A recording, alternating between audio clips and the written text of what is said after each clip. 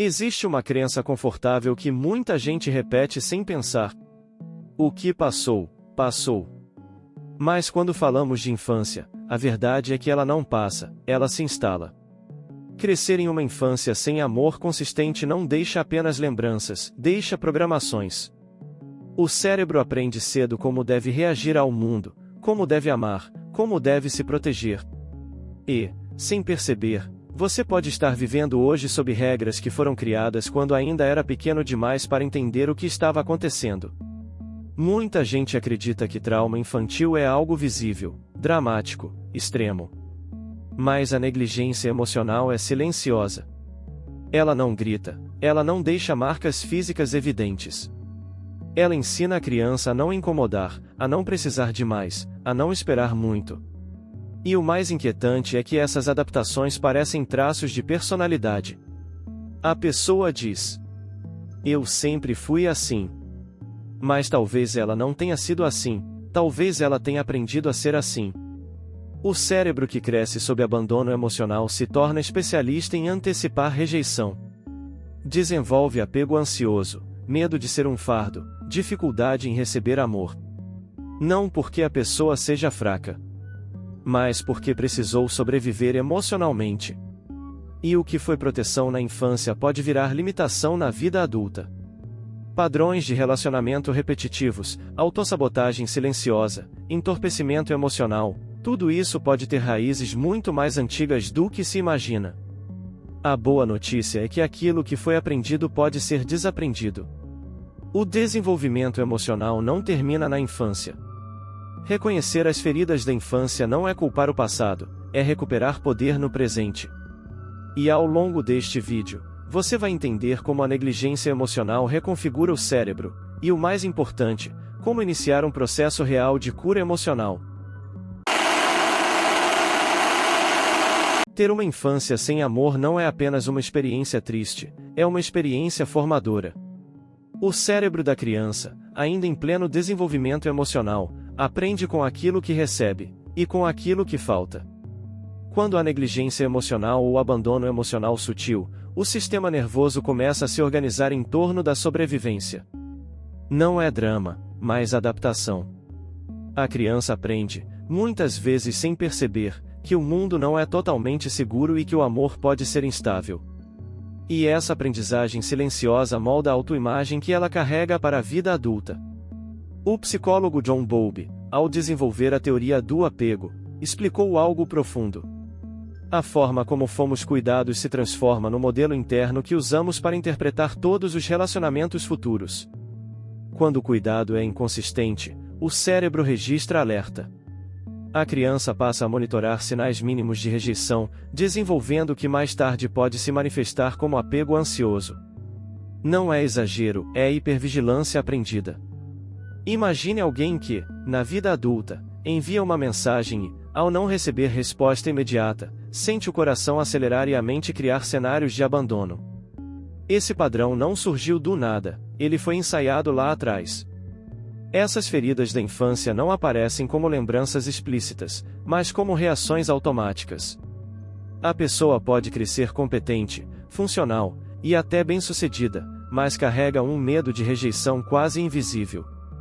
Em reuniões de trabalho, por exemplo, pode interpretar uma crítica construtiva como ameaça pessoal. Em relacionamentos afetivos, pode se esforçar excessivamente para agradar, tentando evitar qualquer possibilidade de rejeição.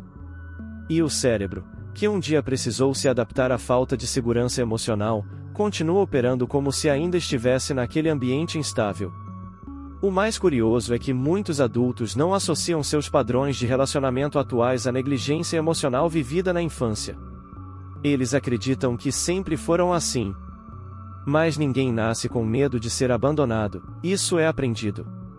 E quando se começa a perceber que essas respostas emocionais são, na verdade, vestígios de um trauma infantil silencioso, algo muda. Surge então uma pergunta inevitável. Se o cérebro aprendeu a se proteger dessa forma, será que ele ainda pode aprender algo diferente? Quando alguém cresce em meio à negligência emocional, o impacto não desaparece com o tempo, ele se transforma. O que antes era uma necessidade de sobrevivência vira padrão automático na vida adulta. Um dos efeitos mais comuns é o apego ansioso, aquela sensação constante de que algo pode dar errado a qualquer momento.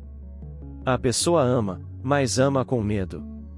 Observa detalhes mínimos, interpreta silêncios como sinais de afastamento e vive numa espécie de alerta permanente. Não é carência exagerada, mas um sistema nervoso que aprendeu cedo demais que o abandono emocional era possível. Outro efeito silencioso é a dificuldade em receber amor. Parece contraditório, mas quem mais precisa de afeto muitas vezes é quem menos consegue aceitá-lo. Quando alguém elogia, surge desconfiança. Quando alguém oferece cuidado, nasce um incômodo. A criança interior que aprendeu que precisava se virar sozinha continua ativa. Em relacionamentos, isso pode aparecer como autossabotagem. Afastar quem se aproxima demais, minimizar gestos de carinho ou dizer não precisa quando, na verdade, precisa sim. A cura emocional começa quando a pessoa percebe esse padrão, e decide, pouco a pouco, tolerar o desconforto de ser cuidada.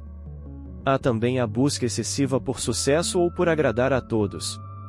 Muitos adultos que viveram uma infância sem amor desenvolveram a crença de que só seriam valorizados se fossem impecáveis.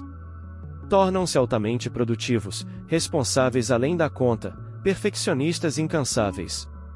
No trabalho, assumem tarefas que não deveriam, na família, tentam ser o mediador constante.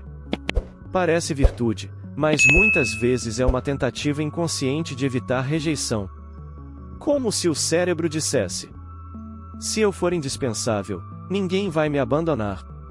E, talvez o mais silencioso de todos os efeitos da infância na vida adulta, seja o medo profundo de ser um fardo. A pessoa evita pedir ajuda, evita demonstrar fragilidade, e prefere carregar o peso sozinha. O entorpecimento emocional pode surgir como mecanismo de defesa, sentir menos para sofrer menos. Mas viver anestesiado também impede conexões profundas. E quando esses 5 padrões começam a ser observados com honestidade, surge algo importante.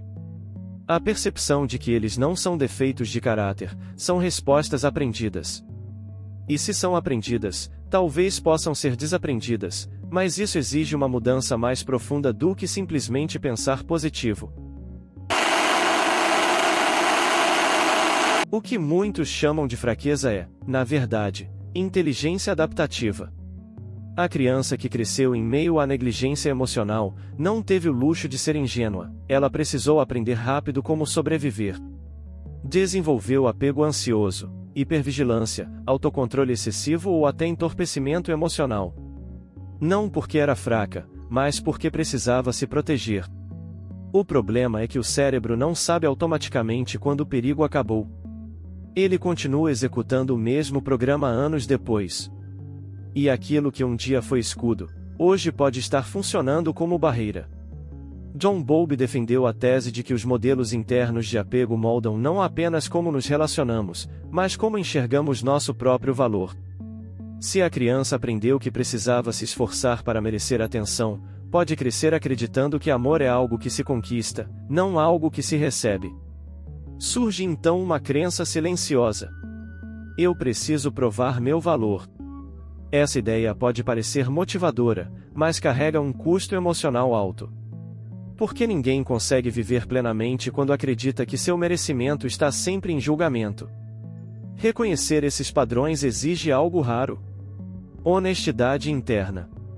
É olhar para os próprios padrões de relacionamento e perguntar, sem autopunição: isso é quem eu sou ou é quem eu precisei ser?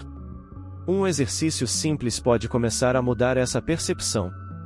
Durante uma semana, observe situações em que surge medo de rejeição ou impulso de agradar excessivamente. Então anote. Não para se criticar, mas para identificar o padrão. A consciência é o primeiro movimento real em direção à cura emocional.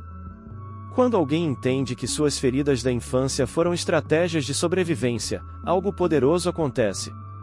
A culpa diminui e a responsabilidade aumenta. Culpa paralisa, responsabilidade transforma. O desenvolvimento emocional adulto começa quando se aceita que o passado influenciou, mas não precisa determinar. E essa transição é delicada, porque ao desmontar antigas proteções, a pessoa inevitavelmente se depara com uma pergunta incômoda. Se eu não preciso mais sobreviver, então quem eu posso me tornar agora? No fim das contas, maturidade emocional não é fingir que a infância não doeu. É reconhecer que ela moldou você, mas não precisa limitar você. Crescer em uma infância sem amor pode ter ensinado seu cérebro a sobreviver, a antecipar rejeição, a se proteger antes mesmo de ser ferido. Mas aquilo que um dia foi proteção não pode continuar sendo prisão. Porque sobreviver é diferente de viver, e chega um momento em que continuar reagindo ao passado custa mais caro do que enfrentá-lo. Não se trata de culpar pai, mãe ou circunstâncias. Trata-se de consciência. Quando você entende que muitos dos seus padrões de relacionamento nasceram da negligência emocional, algo muda internamente. O medo de rejeição deixa de ser identidade e passa a ser padrão aprendido. O apego ansioso deixa de ser quem eu sou, e passa a ser o que eu desenvolvi. E essa diferença é sutil, mas poderosa, porque o que foi aprendido pode ser reconfigurado. A verdadeira força não está em endurecer o coração para nunca mais sofrer. Está em desenvolver maturidade suficiente para não deixar que antigas feridas da infância ditem cada decisão. É assim que começa a cura emocional. Não com revolta, não com autopiedade, mas com responsabilidade silenciosa. Quando você para de agir apenas para evitar abandono emocional e começa a agir por escolha consciente, algo se reorganiza dentro de você. E talvez a questão mais importante não seja mais por que fizeram isso com você, mas por quanto tempo mais você vai permitir que isso te defina. Se você gostou deste conteúdo, se inscreva no canal e ative o sininho das notificações. Agora deixo aqui algumas reflexões. Você realmente escolhe seus relacionamentos, ou apenas aceita quem não te abandona? Você sabe receber amor com naturalidade, ou sempre espera que ele vá acabar? E quantas decisões da sua vida foram tomadas por medo de rejeição disfarçado de prudência? Escreva nos comentários. Reconhecer as feridas da infância não enfraquece, te fortalece. Porque tudo aquilo que permanece inconsciente governa nossa vida em silêncio. E quando você encara o que te moldou, deixa de ser refém do passado, e transforma a sobrevivência em liberdade consciente.